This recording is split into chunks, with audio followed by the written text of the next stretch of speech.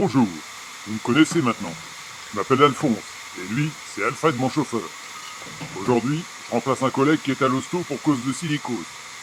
Je suis pas dépaysé par la machine, c'est une 030T, la même que j'utilise sur la petite ceinture. On va la conduire le long de la ligne Saint-Lazare-Versailles rive droite. C'est la deuxième ligne voyageur en France. Elle date de 39, construite 2 ans après celle de Saint-Germain. J'ai une vieille carte qui date de 38. D'ailleurs, les Batignolles sont pas dans Paris, mais la ligne n'a pas changé.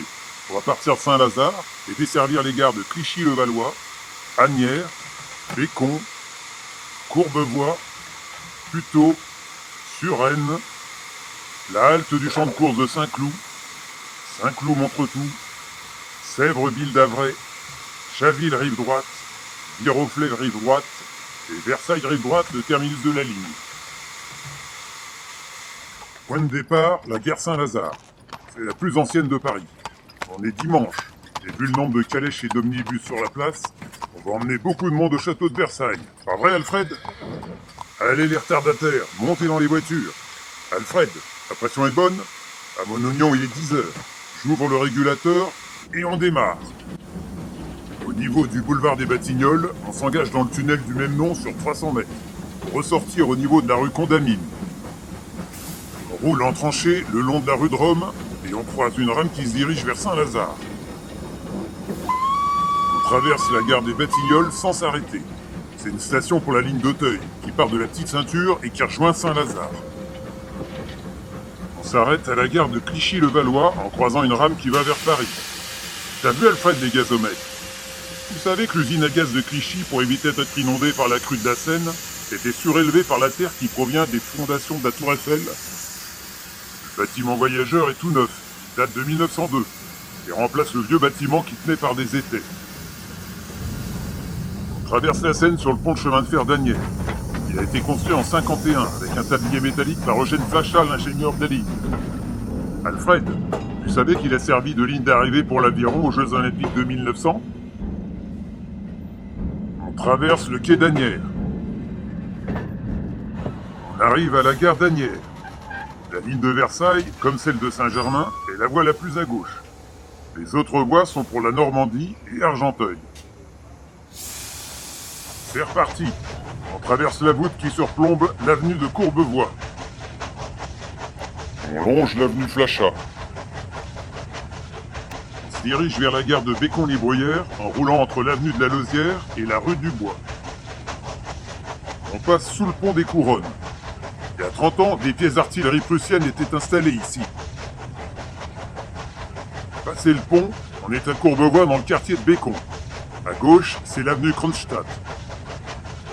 De l'autre côté, c'est l'avenue Mattira. On arrive en gare de Bécon-les-Bruyères. C'est grâce au chemin de fer que les quartiers de Bécon sur Courbevoie et des Bruyères sur Asnières se sont développés.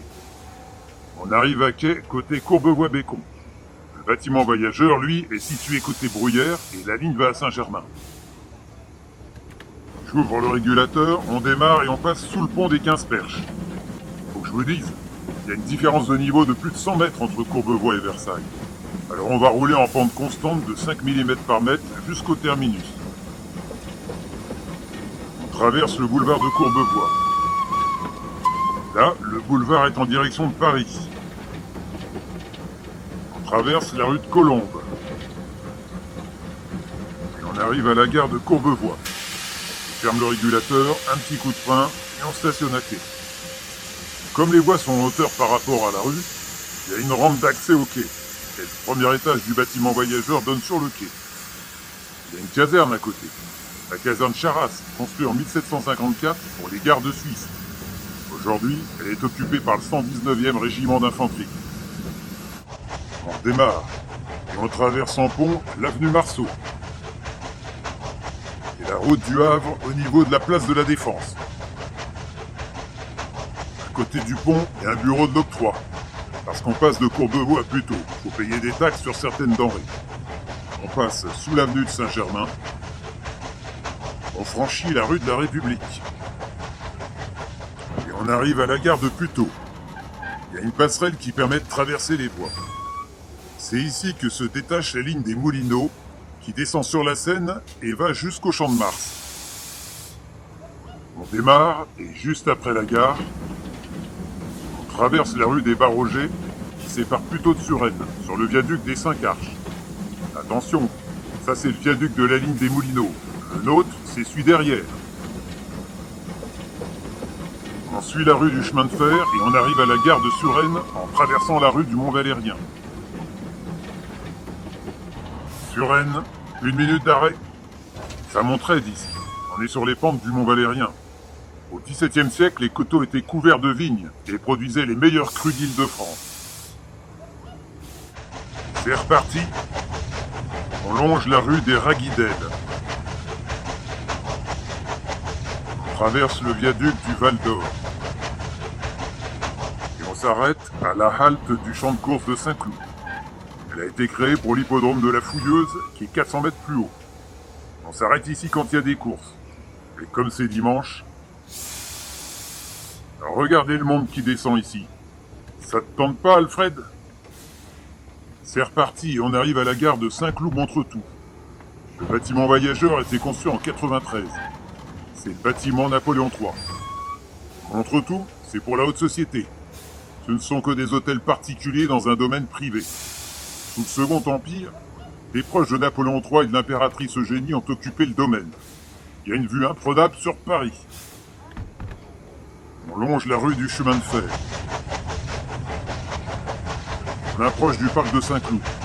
On va y accéder par la grille d'Orléans, devant l'avenue Magenta.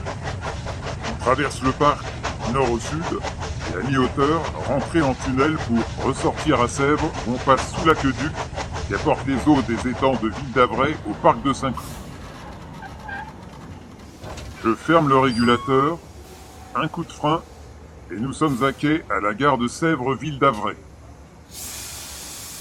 Nous quittons la gare et traversons la rue de Sèvres à Ville-d'Avray, ou alors de Ville-d'Avray à Sèvres. Enfin, c'est la rue qui délimite les deux communes. On arrive à la gare de Chaville-Rive-Droite. Il y a une rame qui arrive sur l'autre quai.